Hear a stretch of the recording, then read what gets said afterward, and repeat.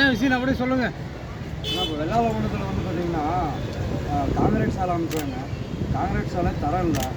அதே மாதிரி டிச்சு அமைச்சிருக்காங்க, டிச்சும் தரம் இல்லை. காங்கிரீட் சாலை போட்டு 3 மாதம் தான். அது 3 மாதத்தில் வந்து எல்லாம் போக கிளம்பி ரோடு பூரா மண்ணெல்லாம் வெளியே வந்துடுச்சு. அதே மாதிரி டிச்சு பூரா பார்த்தீங்கன்னா அடியில் தளம் போடலை, ஜல்லி பூரா வெளியே வந்துடுச்சு. டிச்சு தடுப்பு சுவர் வந்து பூரா வெடி போய் ஓடி போய் கிடக்கு. இது குறித்து நான் வந்து ஒரு 100 மனு கொடுத்துருக்கேன். அயோத்தியா பண்ண ஒன்று பிடி ஆஃபீஸில் கலெக்டர்கிட்ட ஒரு 10 மனு கொடுத்துருக்கேன். இது வரைக்கும் எந்த நடவடிக்கை இல்லை. அதனால் இன்றைக்கி வந்து ஒரு வினோதமாக இந்த ஒரு இதை வச்சு நான் ஃப்ளெக்ஸை வச்சு நான் வந்து இன்றைக்கி இதுக்காக நான் எதாவது நடவடிக்கை எடுப்பாங்களா அப்படிங்கிறதுக்காக வேண்டி இன்றைக்கி வந்திருக்கேன். ஊரில் ஃப்ளெக்ஸ் வச்சுருக்கீங்களா? ஊரில் நான் தான் இங்கே கலெக்டரேட் நடவடிக்கை எடுப்பாங்களா என்னன்னு தெரியல. கலெக்டர் ஆஃபீஸ்ட்ட 5 மாதமாக போகிறாங்க.